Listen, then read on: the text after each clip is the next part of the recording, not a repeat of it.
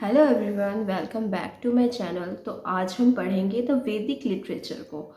वैदिक लिटरेचर में तो बहुत सारे टॉपिक आते हैं, वेद, उपवेद, उपनिषद, ये सब हो गए। तो आज हम पढ़ेंगे वेद को। तो चलिए जानते हैं कि वेद क्या है। तो जो वेद है वो ओरिजिनेट हुई है विधि शब्द से। विधि का मतलब होता है नॉलेज, यानी कि ज्ञान। ठीक है। और इन वेद को श्रुति भी बोला जाता है। श्रुति क्यों बोला जाता है? क्योंकि पहले के टाइम पे जो होते थे लोग, जिन्हें लिखने की नॉलेज नहीं थी, तो इन वेदों को वो बोल कर, मतलब कि बोल कर दूसरे व्यक्ति तक पहुंचाते थे।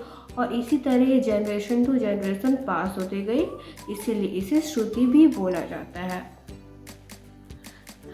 हमारे पास टोटल 4 वेद हैं, जैसा कि आप सबको पता होगा। ऋग्वेद, सामवेद, यजुर्वेद, अथर्ववेद।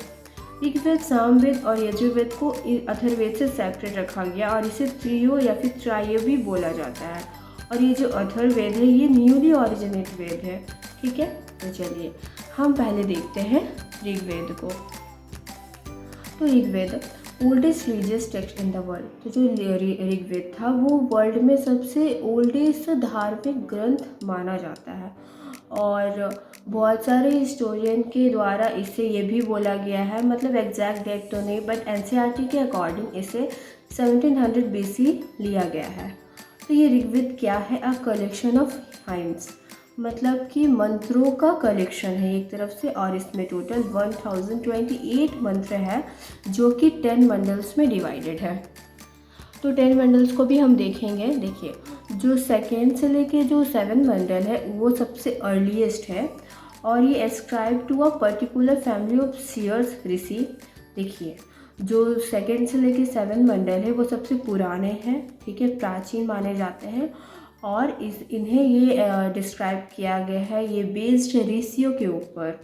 और इसमें कुछ कुछ एग्जाम्पल जैसे घृत, सामवर्त, विश्वामित्र, वामदेव, अत्रि, भरद्वाज, वशिष्ठ एंड एक्सेट्रा। तो चलिए दूसरे मंडल को देखते हैं।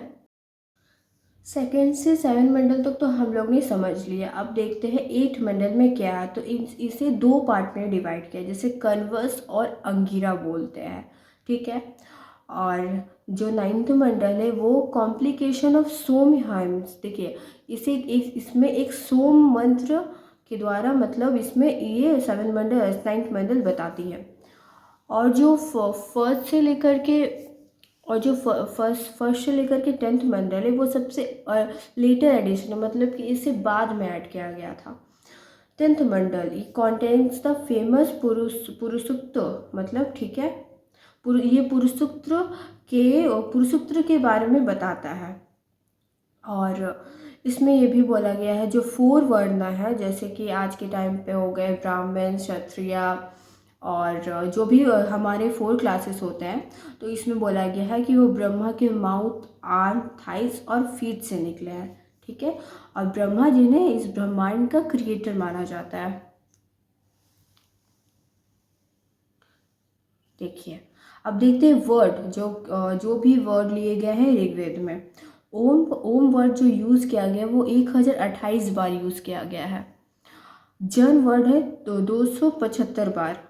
और इसमें टोटल 250 हैम्स है, मतलब 250 जो मंत्र हैं वो डेडिकेट किए गए इंद्रदेव को, और 200 मंत्र डेडिकेट किए अग्निदेव को। अब देखते हैं तीसरे मंडल की ओर। देखिए, ये तीसरे मंडल को आप थोड़ा नोट डाउन कर लीजिएगा कि एग्ज़ाम पॉइंट ऑफ व्यू से ये काफ़ी इंपॉर्टेंट है। क्योंकि जो 3rd मंडल है उसमें ही हमें गायत्री मंत्र मिलते हैं, जैसे आपने पढ़ा होगा ओम भूर्भुवः स्वः। हाँ, जो गायत्री मंत्र है वो हमें ऋग्वेद के 3rd मंडल में ही मिलते हैं।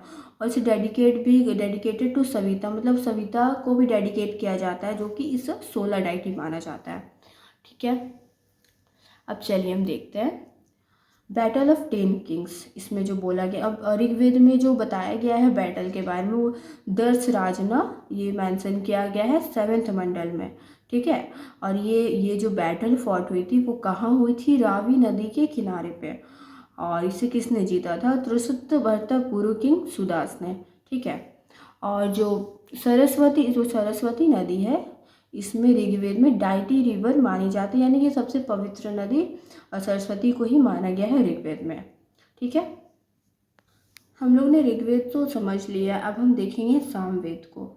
तो सामवेद के जो रूट्स है वो समान है, मतलब इसके मतलब होता है मेलोडी। मेलोडी मतलब सामवेद में जितने भी वर्सेस आपको मिलेंगे, कलेक्शन मिलेंगे, वो मेलोडी से, क्योंकि इसमें भजन बताए गए हैं। ठीक है, तो इसमें टोटल 1603 वर्सेस है, except 99, all the rest have borrowed from Rigveda. देखिए 99 वर्सेस को छोड़कर और जितने भी बाकी सारे वर्सेस है वो बोरोड कहाँ से किए गए हैं, ऋग्वेद को। ठीक है, ऋग्वेद से बोरोड किए गए। तो आप 1603 में 99 माइनस करके देख सकते कितने आ रहे हैं, तो वो जितने आ रहे हैं वो ऋग्वेद से बोरो किए गए हैं। ठीक है, अब चलिए हम देखते हैं यजुर्वेद को। Deals with procedure for the performance of sacrifice. तो यजुर्वेद में ज़्यादातर इसमें बताया गया है सेक्रीफाइसेस, बलि कैसे देते हैं, उसके सारे प्रोसीड्यूर को बताया गया है। ठीक है, तो इसमें तो मेनली 2 मेन टेक्स्ट होते हैं यजुर्वेद में, जो कि दो पार्ट में डिवाइडेड है। ठीक है, वाइट यजुर्वेद, ब्लैक यजुर्वेद। जो वाइट यजुर्वेद है उसे शुक्ल यजुर्वेद भी कहा जाता है, और उसमें मंत्र है, बहुत सारे मंत्र हमें देखने को मिलेंगे। ब्लैक यजुर्वेद है वो कृष्ण यजुर्वेद बोला जाता है, और इसमें कमेंट्रीज ऑफ प्रोस, मतलब कि बहुत सारे भजन कविताएं हमें देखने को मिलेगी इस पार्ट यजुर्वेद में।